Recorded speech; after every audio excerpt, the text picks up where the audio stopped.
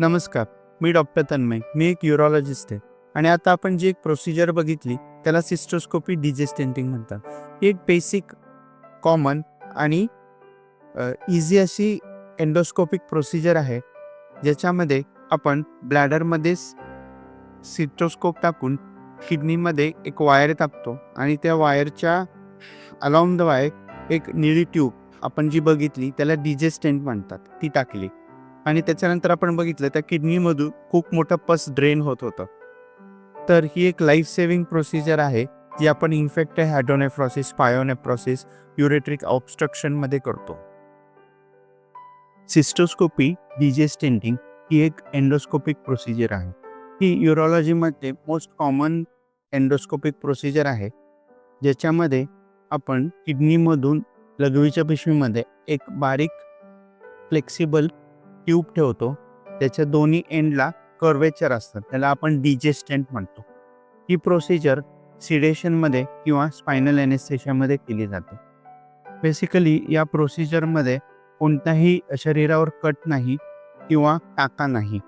आपल्या युरेथ्रामध्ये म्हणजे natural युरिनचा passage आहे, त्याच्यामध्ये दुर्बीण टाकून आपण ही दुर्बीण लघवीच्या पिशवीमध्ये टाकतो, म्हणजे ब्लॅडरमध्ये टाकतो. ब्लॅडरमध्ये ट्रायगोनमध्ये दोन्ही युरेट्रिक ओपनिंग असतात. या युरेट्रिक ओपनिंगमध्ये आपण एक गाईड वायर टाकतो, जी किडनीपर्यंत जाते. ती आपल्याला सियाम चांडर फ्लोरोस्कोपीमध्ये दिसते आणि या गाईड वायरवर आपण डिजेस्टेंट ही एक फ्लेक्सिबल बारीक ट्यूब टाकतो. बेसिकली कोणत्याही युरेटरमध्ये किंवा किडनीमध्ये ऑब्स्ट्रक्शन असेल तर हे ऑब्स्ट्रक्शन रिलीव्ह करण्यासाठी या ट्यूबचा उपयोग होतो. आता आपण बघितलं की आपण डिजेस्टेंट टाकल्यानंतर त्या किडनीमधून व्हाईट असा पस येत होता.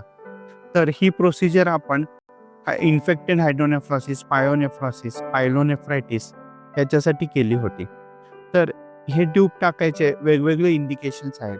त्याच्यामध्ये सगळ्यात कॉमनली आपण जर युरेटरमध्ये ऑब्स्ट्रक्शन असेल आणि किडनीमधून ब्लॅडरमध्ये युरिन येताना जर अडकत असेल, ते ऑब्स्ट्रक्शन आपण स्टोनमुळे असू शकतं, इन्फेक्शनमुळे असू शकतं, डायबेटिक्समध्ये स्लफ्ट फॅपिलामुळे असू शकतं, नाहीतर स्ट्रिक्चर युरेथ्रामुळे असू शकतं, नाहीतर एखादी ग्रोथ असेल युरेटरमध्ये, त्याच्यामुळं हे युरिनला ऑब्स्ट्रक्शन होऊ शकतं. आणि हे ऑब्स्ट्रक्शन रिलीव्ह करण्यासाठी आपण डिजेस्टेंट म्हणून हे एक ट्यूब टाकतो. तसंच किडनीचे किंवा युरेटरचं कोणतंही ऑपरेशन झालं, किडनी स्टोन असेल, युरेट्रिक स्टोन असेल, ज्याला आपण URS, RIRS किंवा PCNL, या ऑपरेशन नंतर सुद्धा ही ट्यूब काही दिवसांसाठी किडनीमध्ये ठेवली जाते. ही ट्यूब टाकताना आपल्याला ॲनेस्थेशियाची आवश्यकता असते. जर काही वेळेस आपण ही लोकल ॲनेस्थेशियामध्ये सुद्धा किडनीमध्ये ही ट्यूब टाकू शकतो. ही एक simple endoscopic day care procedure आहे, ज्याच्यामध्ये आपण युरेट्रिक ऑब्स्ट्रक्शन रिलीव्ह करू शकतो. आणि बऱ्याचदा आपल्याकडे इमर्जन्सीमध्ये पेशंट येतात, फीवर, पेन, स्टोन असेल, इन्फेक्शन असेल, हायड्रोनेफ्रॉसिस असेल, त्यामध्ये या प्रोसिजरनंतर पेशंटचं पेन, इन्फेक्शन लगेच रिलीफ होतं आणि पेशंटला रिकव्हरीमध्ये खूप हेल्प होते. आणि ज्या पेशंट्सना किडनीमध्ये पस झालेला आहे, स्पेशली डायबेटिक पेशंट्समध्ये, त्यांच्यासाठी तर ही एक लाईफ सेव्हिंग प्रोसिजर आहे, ज्याच्यामुळं किडनीतील पस ड्रेन होतो आणि पेशंटची रिकव्हरी फास्ट होते. ही डिजेस्टेंट हे एक परमनंट ऑप्शन नाही, हे एक टेम्पररी ऑप्शन आहे की आपण काही दिवसांसाठी किंवा काही महिन्यांसाठी ही ट्यूब किडनीमध्ये ठेवू शकतो.